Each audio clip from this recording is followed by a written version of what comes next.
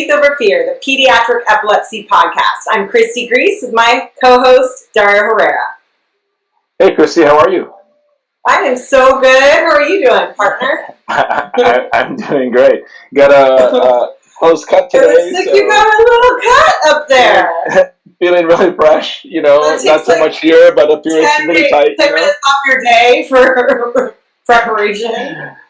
For sure. And so excited to be here today, Kristie. And one of the things that I think is so important for us to share with our audience is really the story of Mickie's miracle, right? We take it for granted because, I've heard you share the story so many times. You've lived the story now for, close to 9 years.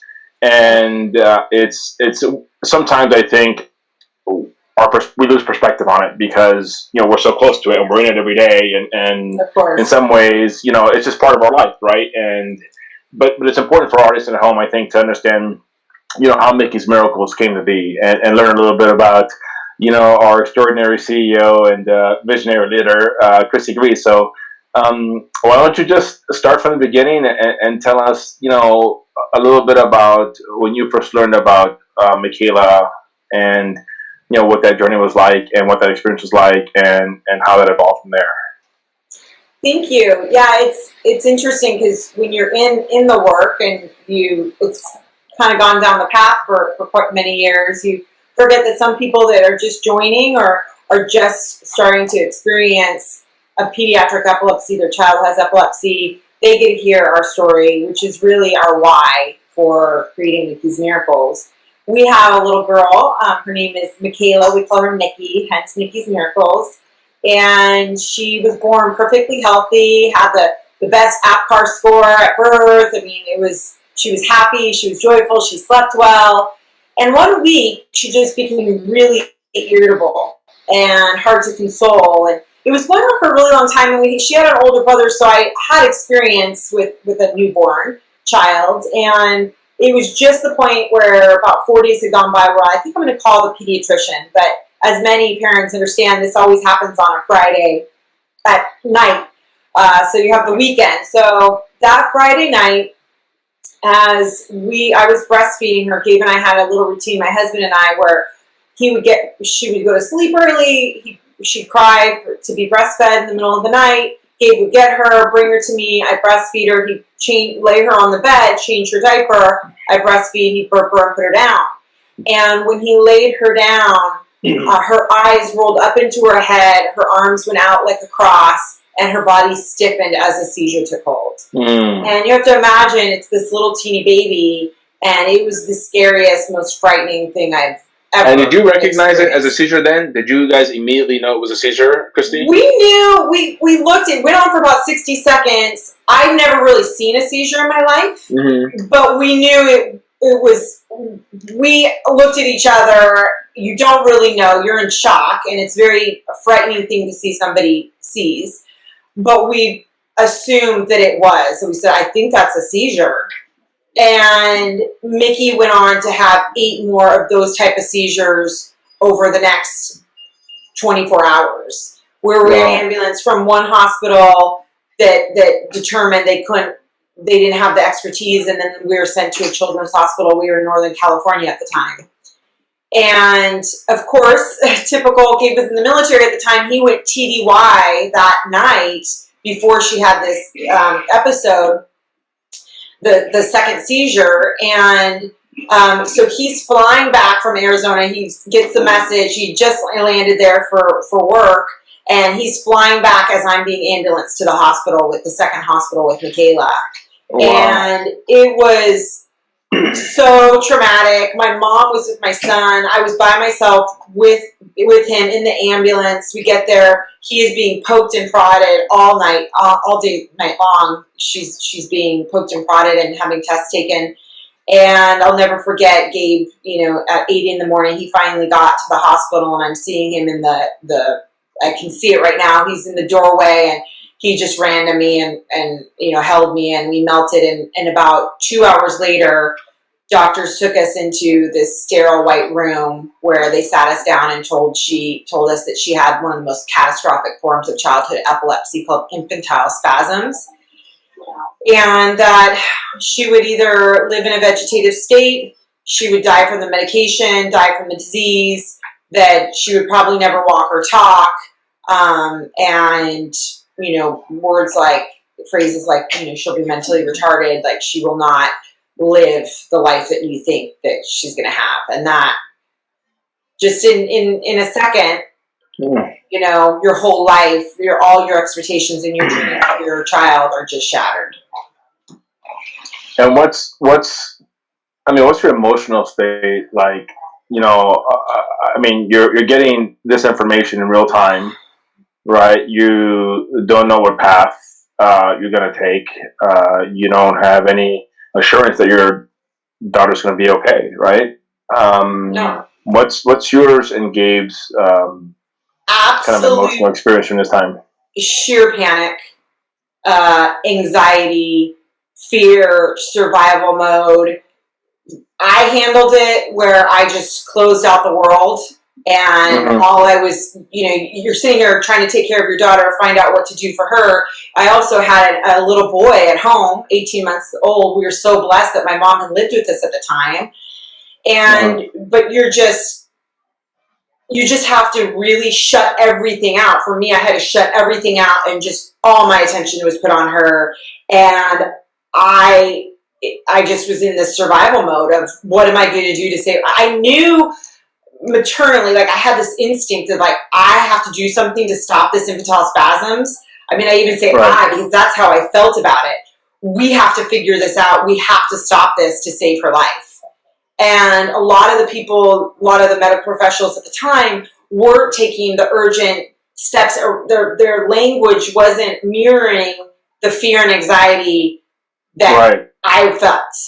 Gabe went into military mode. You know, he was very, I mean, I know that he had fear, but he was very, you know, militant, and in the sense of, okay, what are we going to do? What are the steps? He was the one that going on Google researching. I couldn't even handle it because it was just, he read a couple things and it was so devastating that I was like, no, I have to have all my focus on positive, and, you know, unless I need to know, just don't read something to me that's going to be bad. And so essentially we went on an 8-month journey to save her life, and we were at this hospital. At the time, we didn't know there's different levels of hospitals for pediatric epilepsy care. So there's what's called a Level IV Epilepsy Center. That's a fully comprehensive hospital that can handle every single aspect of treating a child with epilepsy. They can do the ketogenic diet, they can do brain stimulation, brain surgery, and prescribe anti-epileptic medication.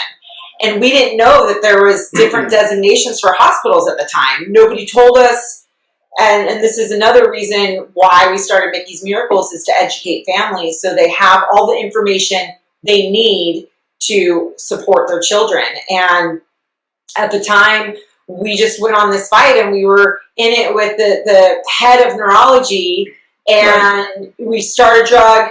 It worked right away. Then, you know, it was a steroid. She came off of it. Her seizures come back.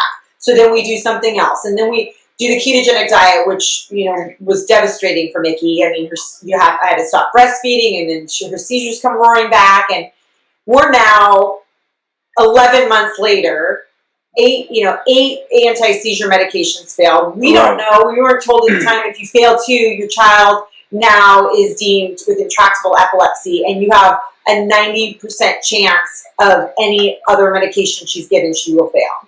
What's the relationship between infantile spasms and intractable epilepsy, and what's the relationship between those two? Because I know we understand that pretty well now, but the folks at home might not know the difference and how they relate to one another. Infantile spasms is a type of epilepsy. It's a catastrophic form, and they're little baby seizures, but they're happening all the time, and they're devastating. It happens when a child's between 4 and 6 months. Mickie was 3, so she was a little early for it. And you have to stop infantile spasms. Otherwise, it will morph into other worse forms of childhood epilepsy, and it's catastrophic to development of a child. And so it's a type of epilepsy. We also found out later on that Mickie had a microdeletion in chromosome 17, and 70% of kids with that microdeletion have epilepsy. So now we know why she had infantile spasms. Intractable epilepsy is when a child fails 2 or more anti-seizure medications. It's deemed intractable, meaning it's most likely not going to stop. So it's not reversible, more than likely. Well, Mickie was deemed intractable epilepsy. She had failed, but we, our blessing was, we get to where she's failed the anti-seizure medications.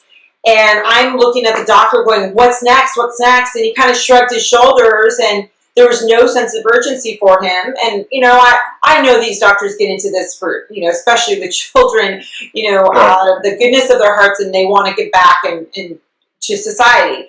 But as many people know, there, just in any field, there was this level of, not willing to say, I don't know, and let's get another opinion. And he just kind of shrugged and said, well, we can look into brain surgery. And I just remember dropping the phone, falling to the ground, crying. And that very day, my best friend who I'd gone to college with at USC in Southern California called me out of the blue and said, have you talked to my cousin, Dina? My niece just had brain surgery at Chalk Children's Hospital for epilepsy. She was turning blue in the middle of the night, and she's now seizure-free. And I said, oh, have her call me right away. So that very day, she calls me, and she's like, do you know what a pediatric epileptologist is? Do you know if you're at a Level IV center? And I just said no. And she said, well, you're not going to believe this. It was a Tuesday. She's like, but our world-renowned epileptologist who saved our daughter's life, she's speaking to a support group this Friday. Will you come and meet her? And I said, absolutely. And so we kind of dropped everything and went down to LA and went to this meeting where the doctor talked about all these types of epilepsy, ends on infantile spasm, and says these 2 drugs are the only 2 drugs that cure infantile spasm. That's it. And Mickie had failed both of those, and I'm in the front row crying. Wow. So she thinks that she's given a really bad presentation. And we go up after, and Gabe gives this, list of everything we've done, and she just looks us in the eyes and says, she needs to be in here immediately. This is catastrophic. She needs to be here. This is a medical emergency. And it was the first time that I had a medical professional stand in front of me and literally voice the concern that I was feeling this whole time. And then not only that, it was a Friday, and on Monday we got a call from the neurology office getting Mickie in within 1 week.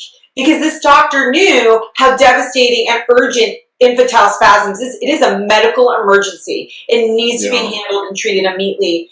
And 1 week later, we were back in LA with Mickie to be at a Level IV hospital, and it was a night and day experience. Do you have a sense, Kristie, if you hadn't acted, with the urgency you did and responded so quickly to your cousin's referral and, dropped everything, gone to LA, seen the doctor, talked to the doctor. Yeah. Like, do you have a sense? I mean, Mickey. I don't want to be morbid. I don't want to be morbid. My daughter would not be here. She wouldn't be here, and I knew that the whole time inside. And as a parent, when you're, if somebody told me that my daughter had cancer, I would know that I need to do something. We need to do something. There's stuff out there. We know how devastating it is. And you've seen what's happened with childhood cancer since people have put their time and their energy and their resources. And it's been amazing to see the level of response and cures that have been created because we put focus and attention on that. But because there's such a lack of awareness, I didn't know how devastating this was going to be, but I knew how I felt. And I am a very, let's just put it this way, I'm very connected, and I get a sense about things, about people, about situations. And my mom dar was going off, and it wasn't a good thing. Yeah, your full mama bear was on display, right? And you're like, I don't... Mama bear. But you're telling me... Yeah, but you're telling me it doesn't resonate. There's something catastrophically wrong here. There needs to be some urgency, and I give you credit for that because you responded to that instinct, and because you responded to that instinct, Michaela, that blessed little like feisty, humorous, sassy. Sometimes ornery, miracle. Sometimes she gets yeah. You know, and she's with us, and she's inspiring, you know, so many other families, right, and providing hope. And you know, I think that perspective is important because you know we often celebrate, obviously, Mickie being, you know, 8 years seizure free and being so developed, and you know her recovery has been, you know, nothing short of miraculous. And you know, as we know from last week's episode, you know, those results aren't always the case, right? And sometimes, you know, there is loss of a baby's life, right, prematurely, or there is a life that, you know, isn't as I don't know how to say this respectfully, but as high quality, if you will. Yeah. You know, that Mickie's been able to experience now. Yeah. So you know, I think the tendency in pediatric epilepsy is, you know, to celebrate the victories, right? And to ignore in some ways, because the reality of it is so painful and it's so hard to think about, you know, a little life being taken from us so early, or, you know, a child that deserves a full, beautiful life to have to live with, you know, permanent brain damage and how that affects everything in their life, you know? So I think it's important for people to hear that perspective and to understand why the urgency, right? And I remember when we were talking about just 1 second, when we were talking to the pediatric epileptologist, we were talking about why the urgency, and they were telling us basically, you know, when seizures happen, you know, the brain learns from itself, so it teaches itself to seize. Yeah, you know, and seizures those seizures, right? And they start to basically create that permanent brain damage that in some cases, you know, is irreversible.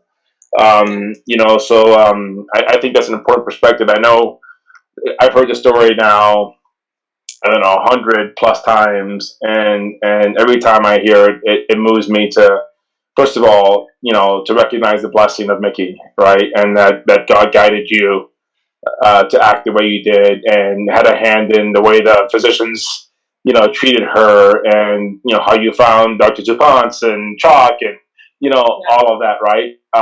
So from that perspective, as a dad, you know, it brings me joy and it inspires me, and it also makes me marvel at you, you know, at your strength, at your resolve, at your action, and Gabe being your pillar of strength and foundation of organization and moving forward, and right, dotting every I and crossing every T.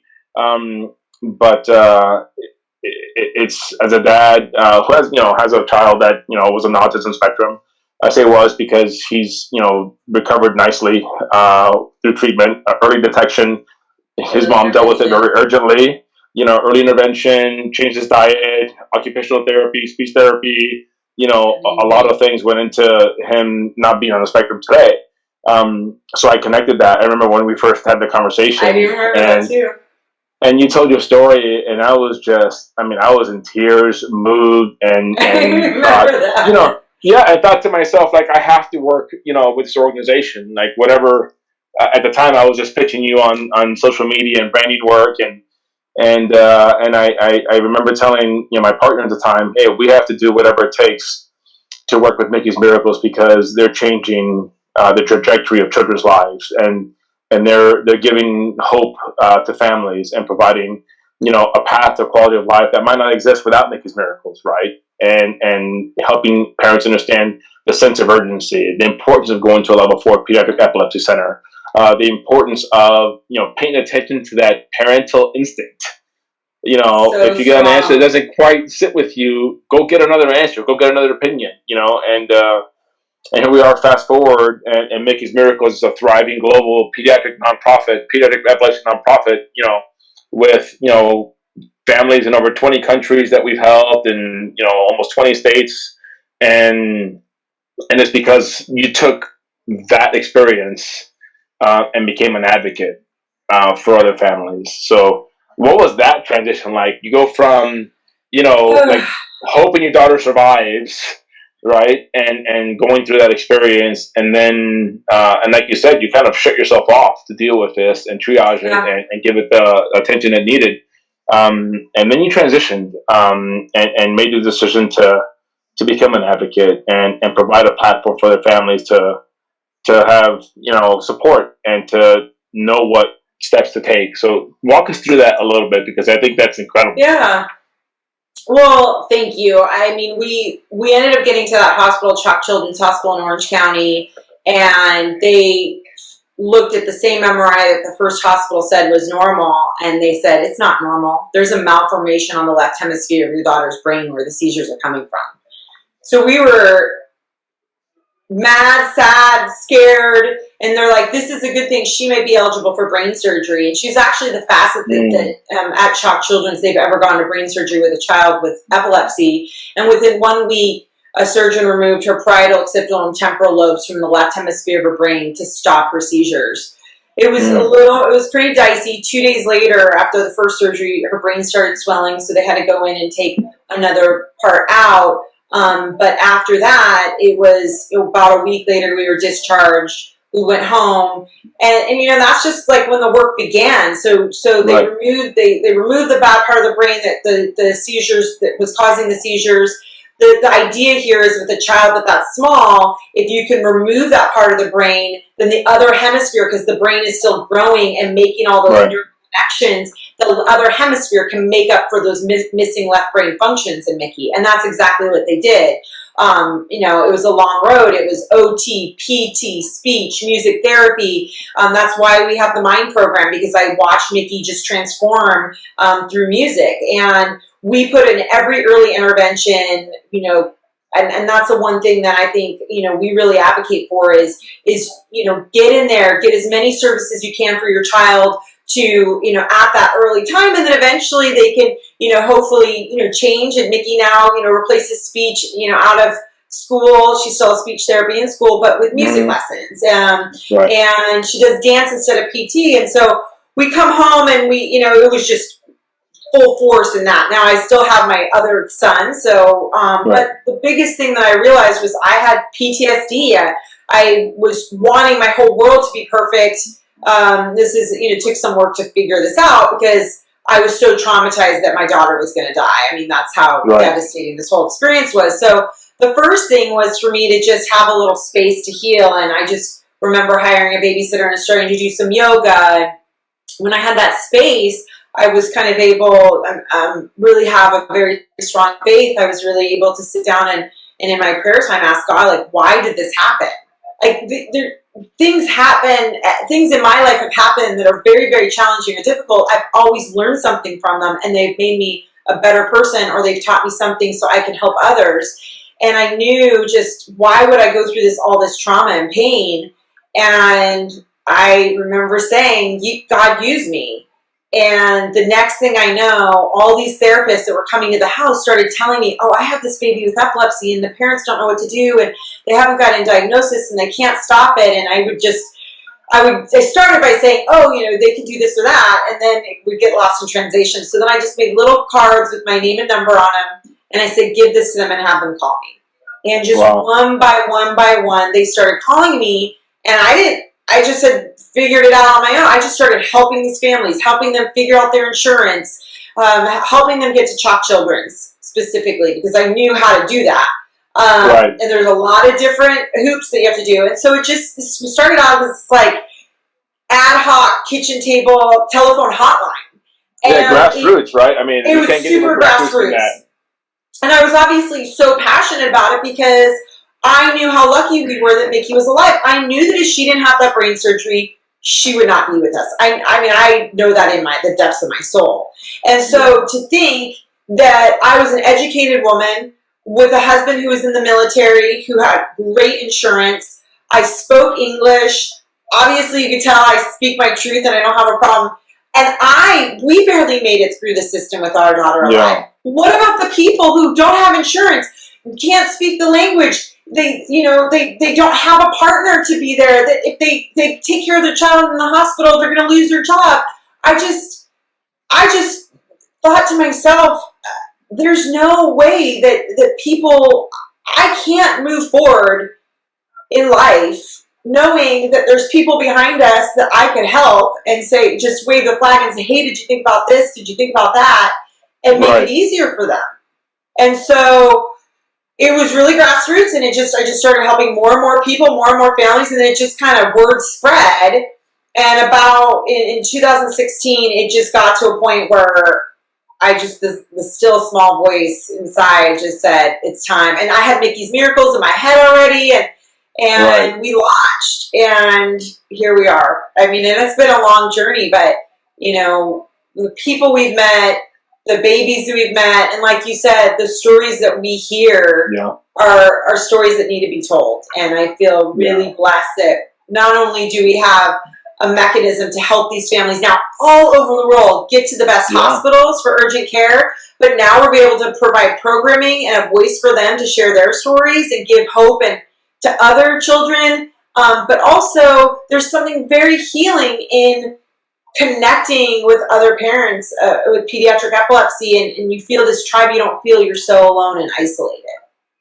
Yeah, I love that. And you touched on the Mind program for kids, music inspiring neurological development. Yes! We have our first class coming up April 5th, inspired by so exciting the incredible experience Mickie had with Justine Chadley and in Harmony Music. And I'm so excited to see that. I mean, we've already experienced some of that behind the scenes. So to bring that to our audience is incredible. And we've talked a little bit about you being an advocate for families getting into Level 4 epilepsy centers as quickly as possible.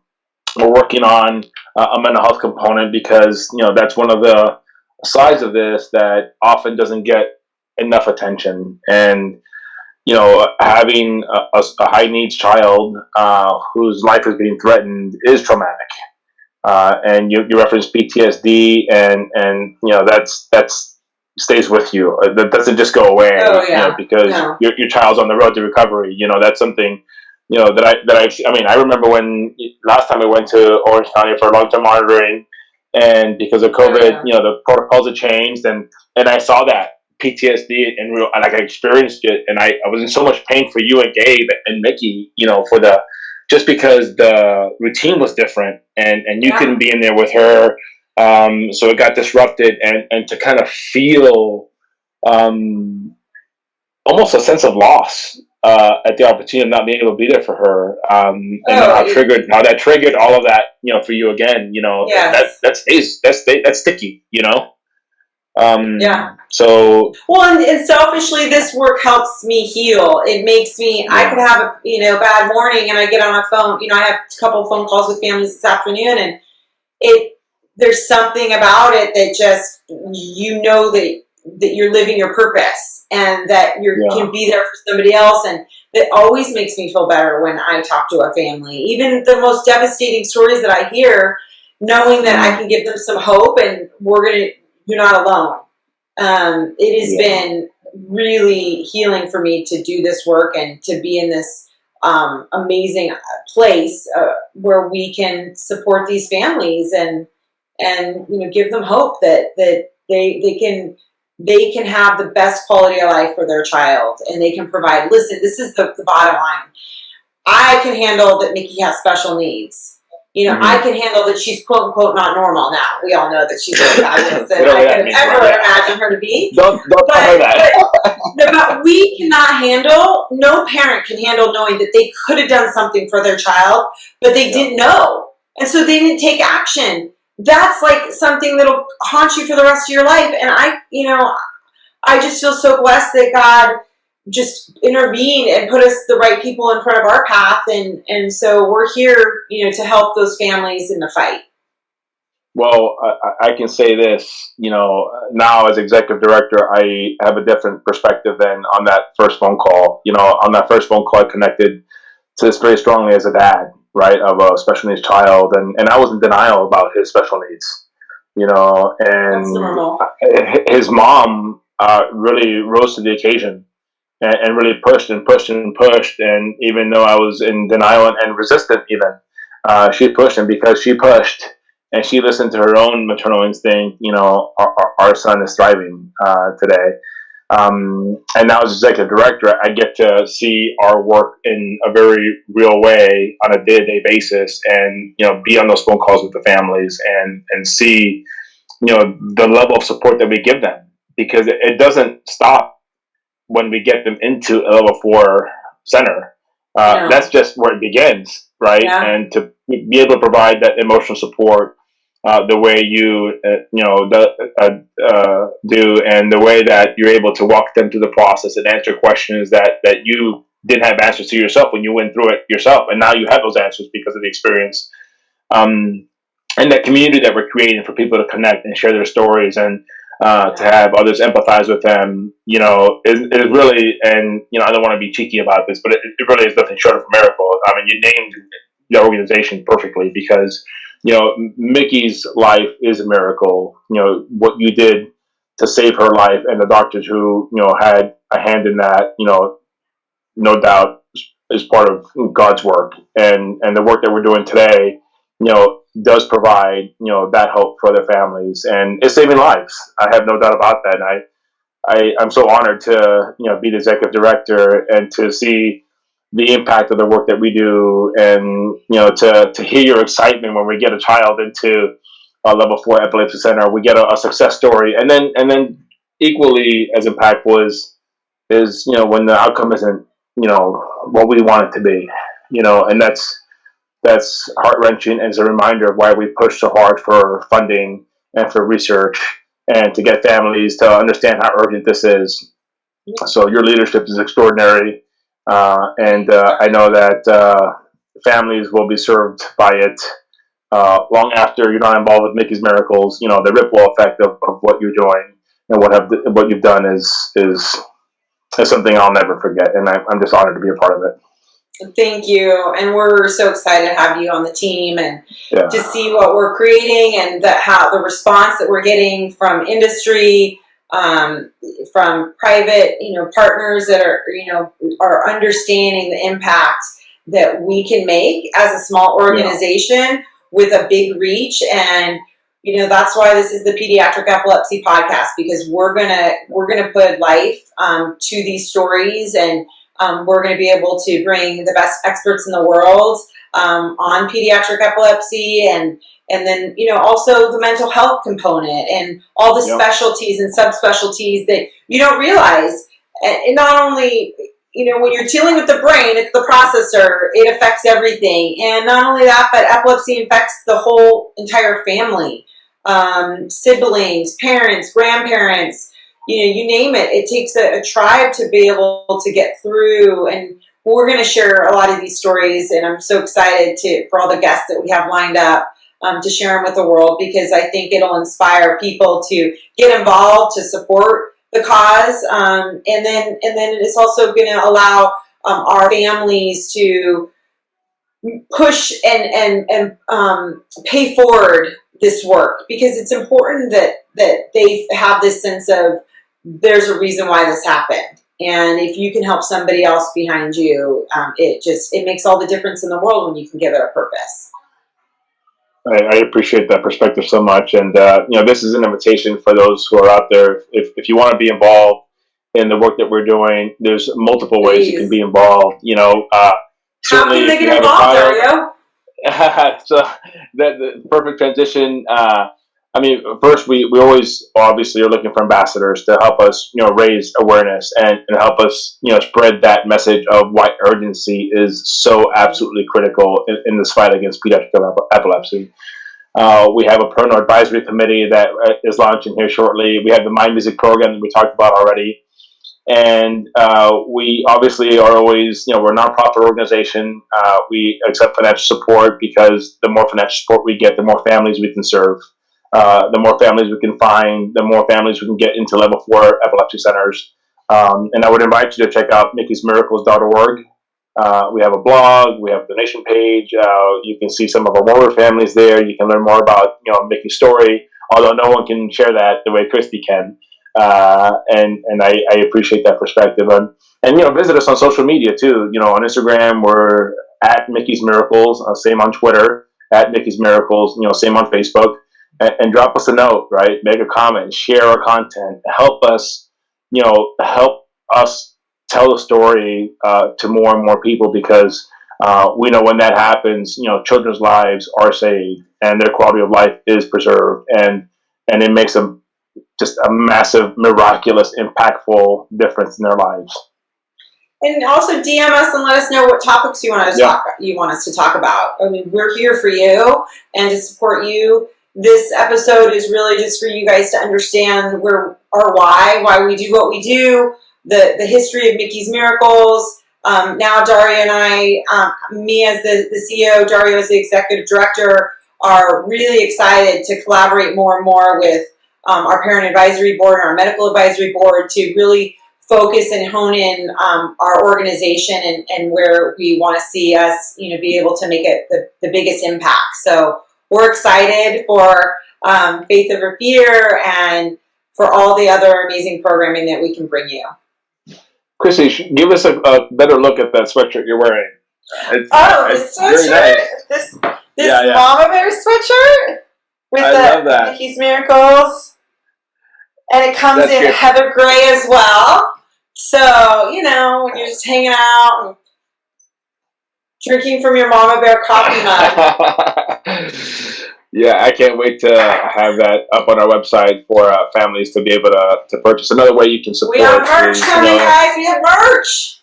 Is buy merch, and the proceeds go to support the families that we have the honor of serving every day. So that's it's pretty cool stuff too. It is cool. We kind of like things to be cool, look cool, and I'm excited that this is another one of those little dreams I had up on the whiteboard to make happen, and Dario made it happen. I say, create this, and he goes, I don't know how he does it, but he creates it. So it's like this mystical, magical machine that's going on. I like it. I'm not rocking the boat. So we'll have a merch store coming soon, right? When do you think that'll launch, Dario? I think it'll be up by, the timing is funny because I don't know when this is going to be live. So I think by the time this is live, our website will have the store up. Perfect. So it'll be pretty apparent when people go to mickiesmiracles.org that our merch site is up, and have the opportunity to support us that way so that we can help more families. Awesome. And just a reminder, Mickie's is spelled MICKIES miracles.org. MICKIES miracles.org. Thanks, Dario. This is fun. Well, thank you, Kristie. Yeah, it is fun.